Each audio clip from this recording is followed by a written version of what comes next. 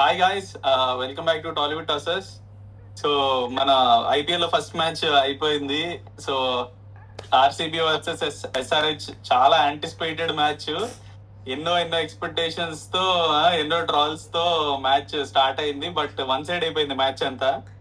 SRH fans కనపట్లేదు, SRH fan షెడ్కి వెళ్ళిపోయినట్టున్నారు.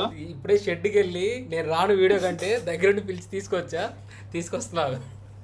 అరే సింహం 2 అడుగులు వెనక్కేసిందంటే 10 అడుగులు ముందుకేనికిరా. అరే నిన్న నువ్వు నాకు ఏదో టీ షర్ట్ వేసుకున్నట్టు గుర్తురా, ఏమైంది? తీసావా? మానేశాడు. టీ షర్ట్ మా ప్లేయర్స్కి ఇచ్చాను. నెక్స్ట్ మ్యాచ్లో వేసుకుంటాను టీ షర్ట్, ఇవాళ కాదు. ఐస్రా కాదు మ్యాచ్ అసలు అక్కడ ఇక్కడ ఏం లేదు కానీ మొత్తం ఆర్సీబీ డామినేషన్ ఉంది స్టార్టింగ్ నుంచి.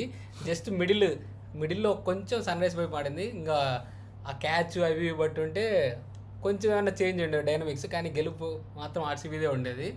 సో ఒకసారి మ్యాచ్ మొత్తం మాట్లాడే ముందు ఈ ఛానల్ ఎవరైనా చూస్తే కొంచెం లైక్ చేసి షేర్ చేసి కొంచెం సబ్స్క్రైబ్ చేయండి. కొత్తగా అయితే మా ఛానల్ కి తప్పకుండా లైక్ చేసి సబ్స్క్రైబ్ చేయండి. మీ ఫ్రెండ్స్ కి మాత్రం షేర్ చేయండి కంటెంట్ నచ్చితే. కొత్త ఛానల్ కాబట్టి మీ సపోర్ట్ చాలా అవసరం. Get into the video. So actual గా మ్యాచ్ ఇవాళ ఎస్ఆర్హెచ్ ఫస్ట్ బ్యాటింగ్ కదా, టాస్ గెలిచి వాళ్ళకి బ్యాటింగ్ ఇచ్చారు. 300 లోడింగ్ 300 లోడింగ్ అని చెప్పి అందరు ఎక్స్పెక్ట్ చేస్తారు. ఈవెన్ నేను కూడా 300 కాదు కానీ మంచి 250 ప్లస్ స్కోర్ అనుకున్నా. కానీ కాదు, ఒక డైలాగ్ తో స్టార్ట్ చేస్తారు. కాదు, చీప్ 49 ప్రీమియం 287 అని ఎంతో ఆగిత్తంగా చేశారు. చూసావా? బత్తాయి చూసి ఆగి నీరసంగా కూర్చున్నాడు ఇక్కడ. కాదు బ్రో, ఇప్పుడు ఆరెంజ్ సీజన్ కాదు, అందుకే కొంచెం మీడియం క్వాలిటీ ఆరెంజ్ జ్యూస్ వచ్చింది. చూడు ఎప్పుడు వస్తుంది మరి అసలైన జ్యూస్? వస్తుంది. అరే ఎప్పుడైనా మన తెలుగు ఆచారంలో నువ్వు ఫస్ట్ అన్నం తినే ముందు కానీ ఏదైనా తీసుకునే ముందు కానీ దేవుడికి పక్కన పెడతాం, ఇట్లా దేవుడికి ఇచ్చేస్తాం. అట్లా ఐపీఎల్లో ఫస్ట్ మ్యాచ్ దేవుడికి ఇచ్చినాం, తప్పేముంది దాంట్లో? కప్పించారేమో. అబ్బా, ఒక మ్యాచ్కి వెళ్ళగానే ఆర్సీబీ కప్పు గెలిచేసిందారా అప్పుడే? కాదు అంటున్నారా? కాదు, ఒక పులి అన్నారు. పులిని పండుకోబెట్టేశారు ఫస్ట్ ఓవర్ తర్వాత. అరే దురందర్లో ఒక డైలాగ్ ఉంటుంది, గాయలు ఇస్లియే ఘాటకు, గుర్తుపెట్టుకో. నెక్స్ట్ మ్యాచ్ లో అంతకు మించి కంబ్యాక్ ఇస్తాం. ఇప్పుడు మ్యాచ్ స్టాట్స్ అంతా వాళ్ళు చెప్తారు, నువ్వు డైలాగ్స్ చెప్పుకో ఇక అంతే. అరే మరి స్టార్ట్స్ అయినప్పుడు డైలాగే కదా చెప్పాల్సింది. అలాగే చెప్పుకోవాలి, ఏం లేదు మీకు చెప్పుకోవడానికి మ్యాచ్ కి. లేదు, కొన్ని విషయాలు మాట్లాడాలి. Actually let's start first batting నుంచి స్టార్ట్ చేస్తే మనం ముందు ప్రివ్యూ వీడియోలో కూడా ఒక స్టార్ట్ మాట్లాడుకున్నాం. ఏంటంటే పవర్ ప్లే అయిపోయే వరకు at least Abhishek Sharma or Travis Head not out అయి ఉంటే ఎస్ఆర్హెచ్ ఎవ్రీ టైమ్ 200+ స్కోర్ చేసింది, ఆ మ్యాచ్లో గెలిచింది. బట్ లాస్ట్ సీజన్లో అట్లా అవుట్ అయినప్పుడు 200+ స్కోర్ చేయలేదు.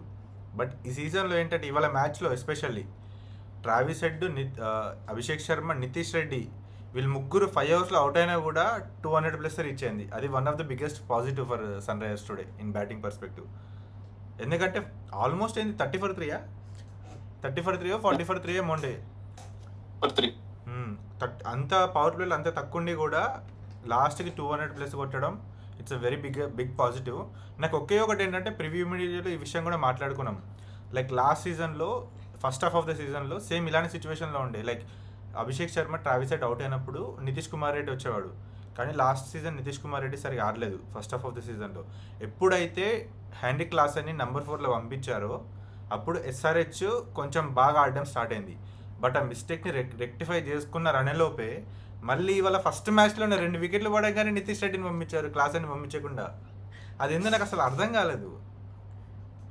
అంటే ప్రీవియస్ ఎక్స్పీరియన్స్ బట్టి చూస్తే టాక్టిక్ అనేది ఎందుకు అనిపిస్తుంది కానీ, బట్ నువ్వు మామూలుగా ఆలోచిస్తే క్లాస్ ఇన్ జనరల్ గా end of the game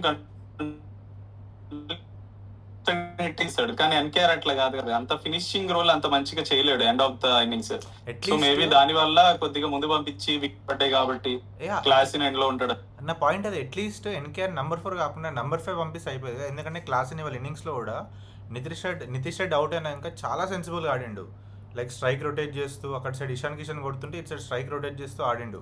so అదే క్లాస్ ఇన్ నెంబర్ 4 పంపించుంటే మేబీ ఇంకొంచెం స్కోర్ ఎక్కువ అయ్యేదేమో. ఎందుకంటే నితీష్ రెడ్డి ఆల్మోస్ట్ అసలు ఏమంటారు బాగా స్ట్రగుల్ అయ్యిండు ఆడనికి ఇవాళ. అండ్ కూడా యాక్చువల్ గా మాట్లాడుకోవాలి. దానికంటే ముందు యాక్చువల్ గా ఇవాళ SRH 250 స్కోర్ చేయకపోవడానికి, 200 దగ్గర ఆగిపోవడానికి మెయిన్ రీజన్ డఫీ. ఎస్, అదే అతని గురించి చెప్తున్నా. కాదు, చెప్తూనే ఉన్నాడు జేకబ్ డఫీని ఆడుకుంటాడని, బట్ అది రివర్స్ అయింది. Duffy got better of Abhishek Sharma.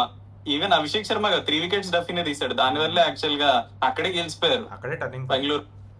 Jacob Duffy వేసే బౌలింగ్ చూసి డైరెక్ట్ 4 ఓవర్స్ స్ట్రైట్ వేసేసారు. ఫస్ట్ 8 ఓవర్స్లోనే 4 ఓవర్స్ వేసేసి పక్కన వచ్చి పెట్టేశారు జాకబ్ డఫీని.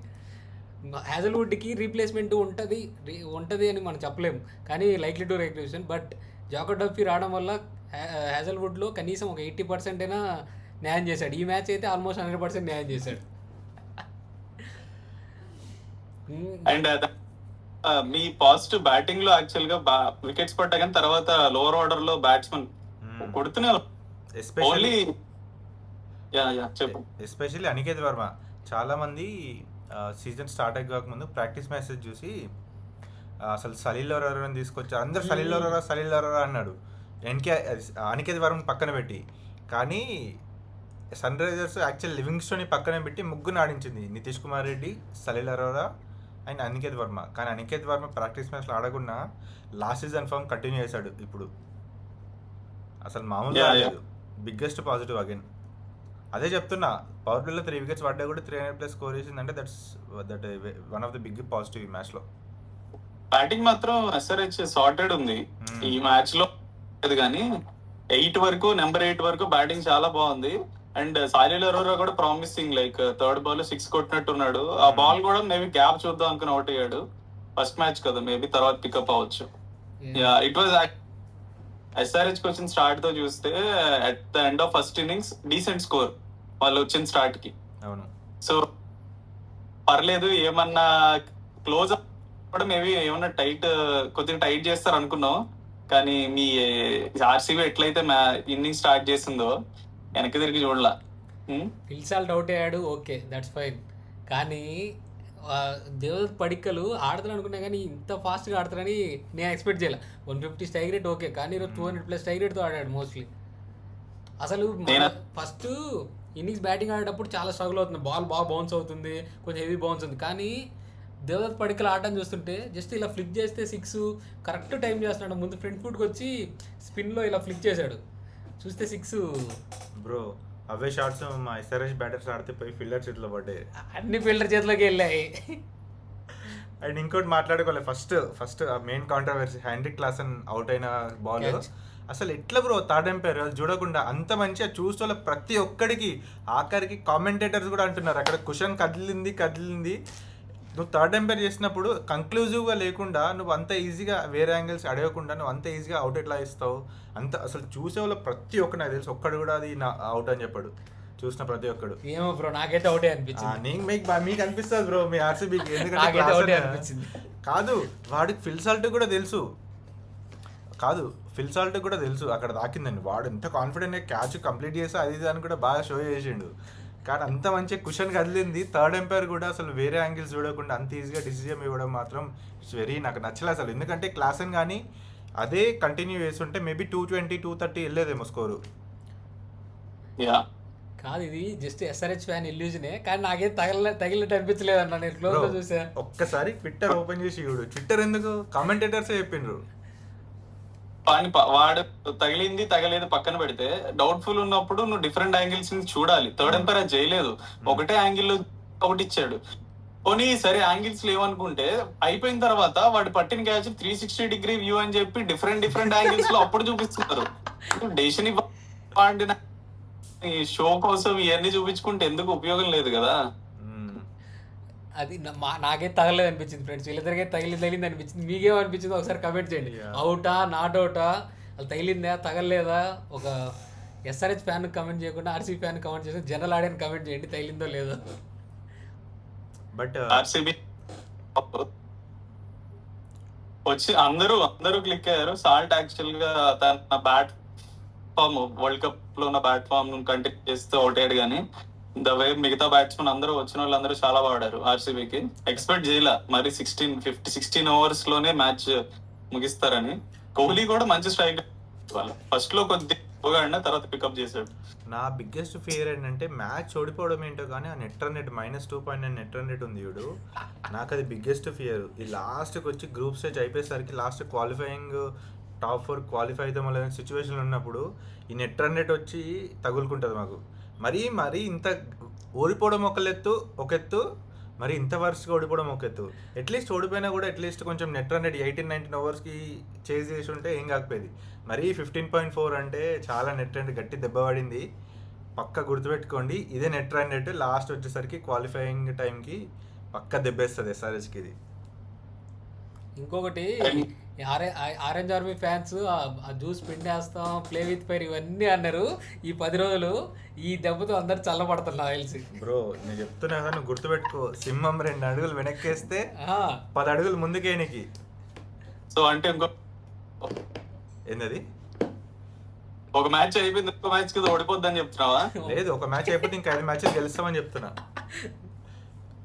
బట్ కానీ మీకు వన్ బిగ్ కన్సర్న్ ఏంటంటే ఇవాళ ఎస్ఆర్హెచ్ బౌలింగ్ లో ఒక్క బౌల్ మంచి ఫామ్ లో ఉన్నాడు, మంచిగా వేస్తున్నాడు, he could be the strike bowler, wicket తీస్తాడు, ఒక్కరు కూడా అనిపించలేదు. ప్రాబ్లం ఏంటంటే ఇషాన్ మలింగ ఇంజురీ నుంచి వచ్చాడు కాబట్టి డైరెక్ట్ మ్యాచ్ నేను అనుకోలేదు అసలు ఇషాన్ మలింగని ఫస్ట్ మ్యాచ్లో ఆడిస్తారని. ఎందుకంటే శ్రీలంకకి వరల్డ్ కప్లో ఆడలేదు. అండ్ ఇషాన్ మలింగకి ఎన్ఓసి ఫ్రమ్ శ్రీలంక కూడా ఎన్ఓసి వచ్చింది కూడా 1 వీక్ బ్యాకే. సో డైరెక్ట్గా మ్యాచ్ ఫిట్నెస్ ఉండదేమో, ఫస్ట్ మ్యాచ్ ఆడించకపోవచ్చు అనుకున్నాను. సో మేబీ అందుకే ఇషాన్ మలింగ బౌలింగ్ కూడా అంత మంచిగా పడలేదు. కానీ ఇషాన్ మలింగ ఫామ్లోకి వస్తే కొంచెం బౌలింగ్ సెట్ అయ్యి. బిగ్గెస్ట్ ప్రాబ్లం ఏంటంటే మిడిల్ ఓవర్స్లో వికెట్ తీసే బౌలర్ ఎవరు లేరు.